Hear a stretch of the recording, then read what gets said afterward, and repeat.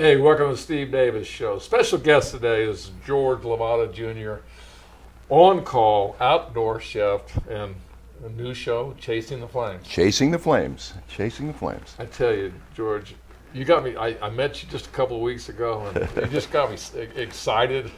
Just with your energy and with all your emotion and everything. And what a dream come true for you. Oh, cooking, yeah. I mean, it's I'm a merchant banker, corporate finance consultant by day, and a outdoor chef all the other time. So it's my second passion, but it really has been a fun journey. One, going back to culinary school and learning all the new science, and then applying some of that to what we do outdoors. It's been a blast. It's been a total blast, and I haven't cooked for you yet, but I will. I promise you that. I cook for Marty. Priorities. You got Marty's ice, and all he told me how great it was, and I'm like, I'm losing weight and getting older and everything. No, but I just, what got you to, how did this all had to happen? Tell me about the journey, I guess. First of all, my parents at a very young age, from probably the age of 8 on. They encouraged me to be in the kitchen with them. And so I started watching my dad, started watching my mom. Both of them were great cooks, just super cooks, very organized. They always, it was never the same old thing over and over again. They were always trying new things. And I just kept on cooking. And, oddly enough, when I was in high school, I took home ec. And liked it, liked all the things we were learning about cooking, the kitchen, and so on. And I kind of stuck with it. Then later on in college, if I wanted to eat, my wife was busy working, I was busy working full time, I was in school. I cooked basically my own meals pretty much all the time. And then in the 90s, I went to really what was a recipe school in Denver. That kind of brought more formality to cooking and made me more adventurous. And so outdoor cooking has always been, the grill. Everybody has a grill, right? And so they start cooking on the grill, but they don't realize how versatile that gas grill really is. And then I started working with wood fire, and I decided to build this outdoor kitchen as another sort of man cave, if you will. And as it started to evolve, I decided, hey, there's no place that you can really go and learn about all the aspects of outdoor cooking. There's no one spot on the internet. There's no one site. There's no one person. And yet outdoor cooking is pretty diverse. You've got to think about weather. You've got to think about temperature, wind, all those things, humidity. You have to know the potential of your appliance. How hot can it get, and how does it react in those different weather conditions? What do you plan for? How do you work around those issues? How do you incorporate those issues into your cook? And so at the end of the day, I just began expanding the kitchen. So now there's 2 outdoor kitchens. There's the one where we shoot the show, most of it, and then we have what we call an everyman's kitchen, which not everybody has tens of thousands of dollars to spend on their outdoor kitchen. So we took a lot of what we repurposed, or we're going to repurpose, out of the old kitchen into that everyman's kitchen, and so we show everybody that they can cook outdoors as well, and it doesn't cost a ton of money. But it's a teaching show. You learn about how to cook. You're learning techniques, you're learning safety, you're learning a bunch of elements that are different indoors to outdoors. And people have to understand that things cook differently and with certain apparatuses, certain appliances. We've got a wood-fired oven that we call the Beast. That thing will get up to 900 degrees plus, and it cooks things just super fast. But you got to learn how to use it. You have to learn how to use it safely. And so that's what we're teaching people, different techniques, the safety, the recipes. Not so much a recipe show. It's really not that. We show you how to cook. The recipes are on our website, chasingtheflames.com. Well, something you got my mind going, which is hard to do. But different types of wood. Oh yeah. I mean, that's, I think, because I go by, Golden Pride, and I go to other places, and, Yeah. and they have their deal, but they have specific wood. So kind of educate me on that. Well, wood is not only fuel, okay, to cook, but it's also flavor. And when you use oak is a very dense wood, and it lasts a long time, and it's very hot. It throws out a lot of heat. So when you want to warm something up, when you want to get your fire started, you kind of start it with oak, and then as those coals develop, then you can add those different flavors. So cherry, any of the fruit woods, cherry, apple, pecan, even cooking with mesquite, you can layer the flavors. So wood is flavor, flame is flavor, okay? I sear steaks and other proteins on a Santa Maria grill using flame, not a pan, okay? The flame itself sears that protein. So that's driven by the wood. So you've got to monitor your heat. You've got to know about where the flames need to be in order to sear that meat. You got to control the flame. You got to control the heat. You got to control the time. And you have to deal with other elements, such as the wind is going to blow your flame down. I mean, all those things together are things that we talk about. And fuel is more than just fuel, it's flavor as well. So you learn that, you learn the different flavor profiles with each different wood. And it's fun. I mean, it's fun experimentation, Sometimes it works and sometimes it doesn't. So Here's something that's really, like I said, we went to dinner, and I was just really, you caught me off guard. I mean, when you kind of said a little bit about this new show and all this, but what intrigued me was the way you're producing it. I mean, you're just giving little sniblets or little things. You're teasing people with it, and talk about the responses you're getting back just by that marketing plan right there. Well, we've structured when I originally thought about the show, I had been working with clients on how advertising has changed in many industries, okay? And I watched over the past 20 years the sort of growth of the influencer, the growth of Instagram, the growth of YouTube, X, all those, and how they were being monetized by the users. And so I've thought to myself, if there is a cooking show out there, it's got to be structured so that you're informational, you're a teaching resource, but you're also creating a platform where you can monetize that information.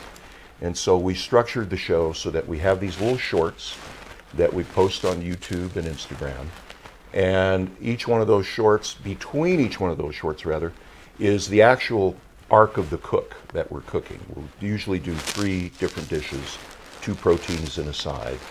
And you see the progression of the cook. I don't talk about the recipe on the show per se. I'll talk about ingredients, but I'm not telling you need a cup of this or a teaspoon of that.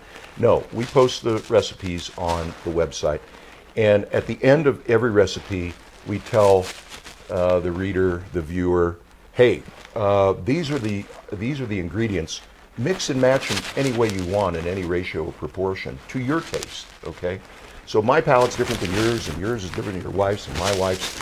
So it gives you the freedom to create. And that's what we want to encourage that cook to, that serious cook or that chef to do is, hey, this is what we do. Now make it better. And the show takes you through that arc of the process of how to cook, not what to cook. It's how to do it. It's how to use that appliance. And we've got 3 shows in post-production right now.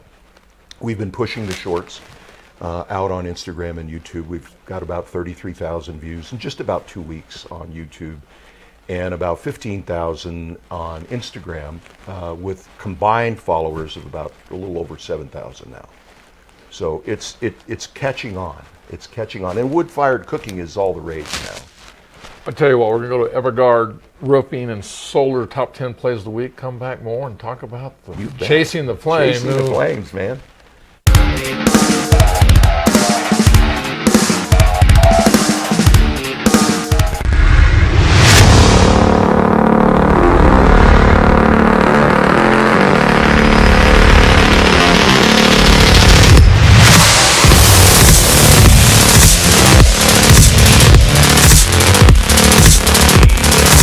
Right center. Ball down.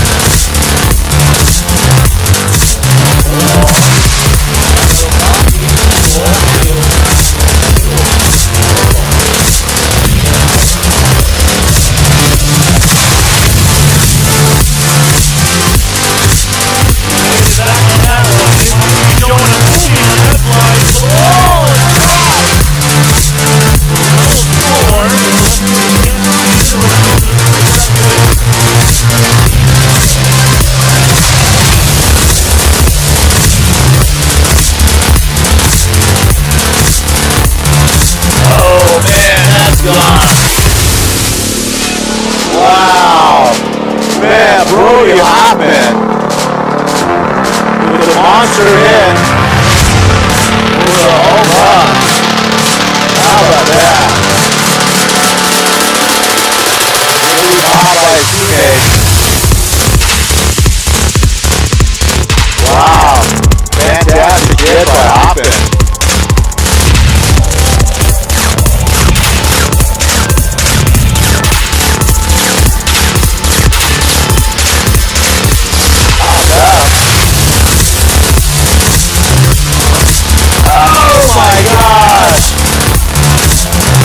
How about that?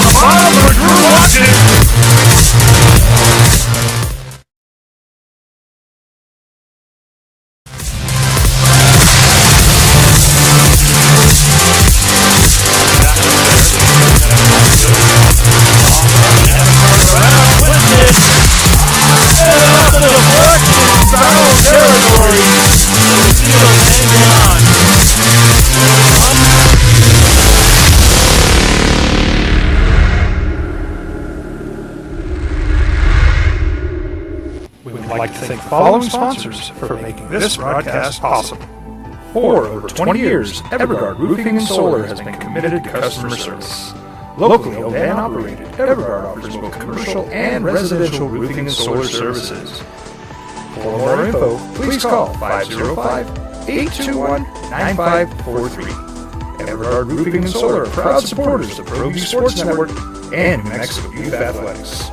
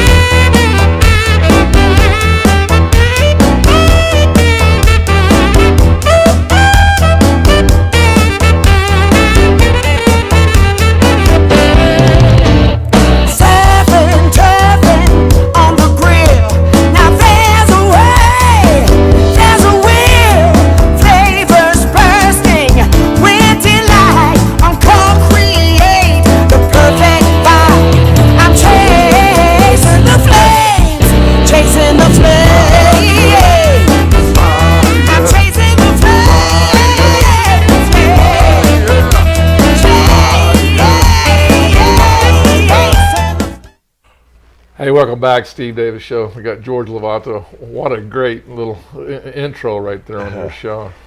David Wolf wrote that theme song, and he was my wingman on a series that we produced, 146 shows on a real boring subject, finance and management for business.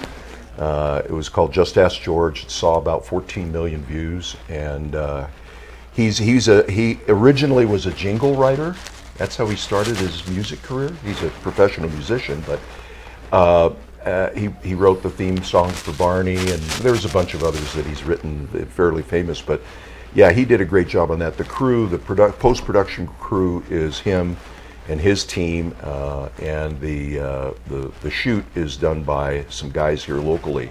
We try to keep everything local, and they've done a really super job of putting that together. I mean, when I saw it, it's like takes your breath away when you see the beginnings of what your idea is turning into and how other people are interpreting it, and they're getting involved creatively. And it's really been a good team of people that we put together. Well, the thing, it's funny. I met you, and I felt like I've known you forever. I mean, and I'm like, because of your humble. I mean, and then I did research on you. Don't let anybody know I do research on people. Don't know anything. I don't. I'm like, man, you're.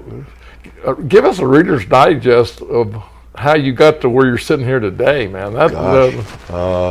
That's a great story in itself. My father was a serial entrepreneur, and a very good one, a very accomplished one, very successful one. And I graduated with a degree in nursing. I was, when male nurses were far and few between. That was many decades ago. And I liked it. It was a passion, but it was a place that, males weren't generally well received at that time. And so my dad had an idea. You set the standards, though, because they're everywhere now. Yeah, I should have been a little younger, a little older rather. My dad saw an opportunity, and there's all these independent, privately owned MVD offices where you can get your license and change, register your car and so on. We were the very first one, and we had pretty much a monopoly on it for about 25 years. I got bored after the first 3 years in business. I'd kind of done what I set out to do, which was to get all the dealers to patronize the business, and we did all their title transfers.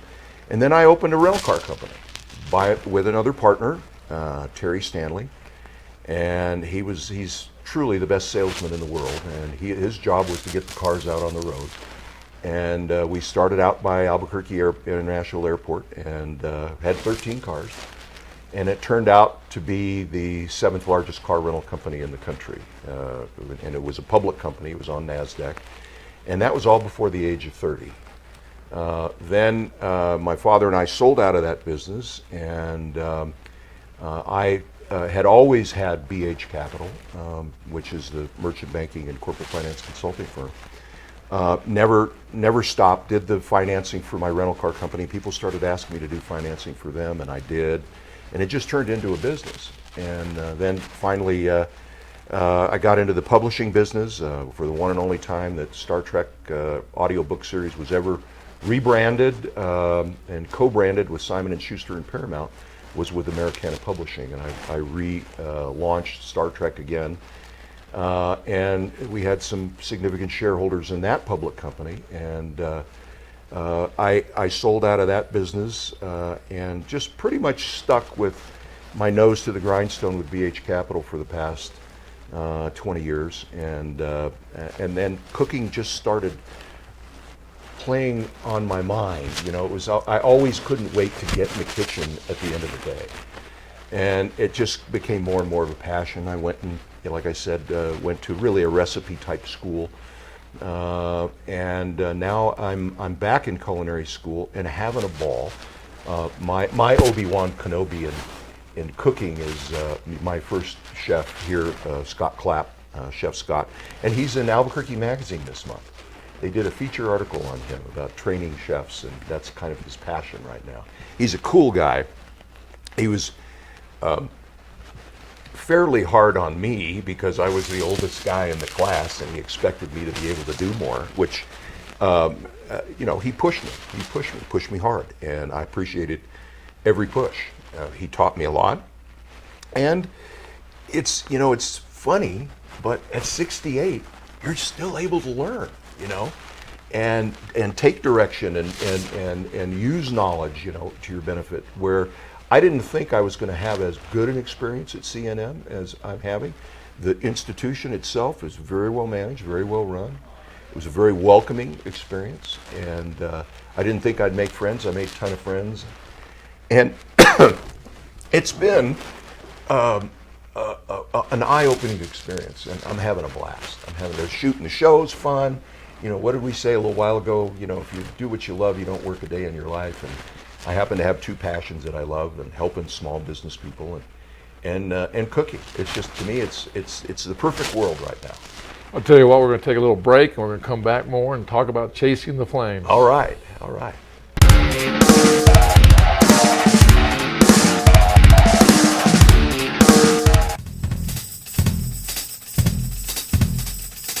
International Protective Services is a proud supporter of ProView Sports and New Mexico Youth Athletics.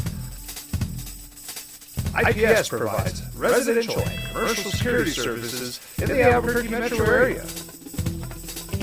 For more info, please call 505-897-2420 or visit internationalprotectiveservice.com.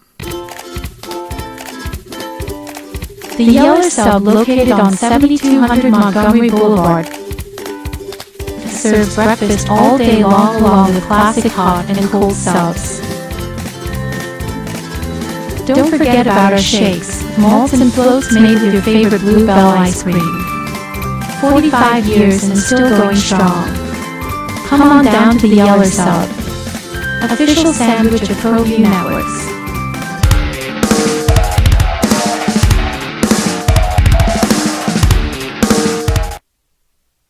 Welcome back, Steve Davis Show. We've got George Lovato, on-call outdoor chef, chasing the flames. Chasing the flames. I mean, we're in what a great show. We're having a ball doing it. We've got a super team of people. If you want to see some of the shorts, we have a character that I play, Buford Tiberius Pugh, and he's the commercial fisherman that supplies all the fish for Chef, for me on the show, and it's been fun developing all this, and you know, sometimes we're doing a cut and we've got to stop and quit laughing. Somebody will break up laughing, or I'll make a mistake or something while we're cooking, and we catch those outtakes. We're going to share those with the public because some of them are just absolutely hysterical. I almost set myself on fire one day, so. That's for starters. Well, that's one outtake. I was going to ask you, do you have a fire extinguisher right They're everywhere. They're everywhere, man. I'm telling you, they're everywhere. But you can see us on YouTube, Chasing the Flames, George Lovato Jr., and the handle on Instagram is chasing_the_flames. And pick us up and see all the shorts there. See the characters that we're developing, and the 3 shows are in the post-production process right now. We're probably going to come out with the first show in about 10 days, and we'll launch it on right here.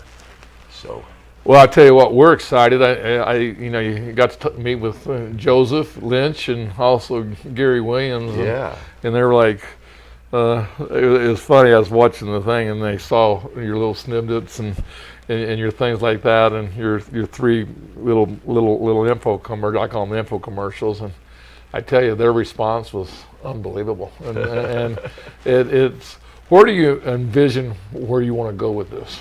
Well, you know, we'd like to obviously see it on a large, you know, well-used, well-watched platform. Our production group, you know, are doing some very specific things so that it appeals to, you know, the big guys. We'd like to get there, but you know, we've created a business model that's really designed for revenue generation with those shorts and how we've cut the show together. So we think we've got, as far as quality goes, I think, you know, you've seen it. We've got a network quality production. We're pretty proud. We'll- of it. we'll But it's speak on those those- guys that do We'll that. we'll speak on those people that are in the city. I mean, you got some nice, good people working with you David right. Wolf, Audio Video, is both the post-production and they're helping us with social media as well. Moji shoots everything. These are all local guys. I've worked with David before. Jay Spang is the post-production engineer. He's really the guy. Very, very creative mind, very fertile mind, and I took my hands off the wheel at that point. I realized how talented that whole group of people is, and I'm not a micromanager by any stretch of the imagination, but I just said, this is where these guys live. Let them do their thing, and I gave them all the creative freedom they wanted. I'm not that kind of producer or director that says we've got to do it this way. I put the structure of the show together and said, go for it. And they've done exceptionally high quality work. Well, I tell you, very impressive, very thing. And I like I said, you coming on the show, I want to, thank you for that. That was awesome. We're not done, but we got still some more time. But I was, Thanks for having me. That basically is who you are now. I mean, you had no idea. I mean, I was listening to you, and I was like, well, I don't want to insult you by having you come on my show or anything like that. I was listening to what you were doing. I just thought, man, maybe there's something that there's some energy that I could feel with what ProView Networks does, local origination, also public access, and give you an idea and maybe open your eyes up to what we have to offer. It's a tremendous facility, tremendous talent here. I mean, the level of experience you've gathered is it's unparalleled. And when I did my research on ProView, I didn't realize how much penetration you have statewide. Where your viewership's coming from. It's coming from everywhere. And that was impressive. Well, let me speak on that. Yeah. 50 states. Yeah. 137 countries. Yeah. Isn't that fabulous? That you've got to be proud. Congratulations. I tell you what, we got to cut it to an end. But hey, thanks, right. Hey, George. brother. For coming Thanks for in. having me on. All right. Appreciate you. Again, good luck to you. All righty.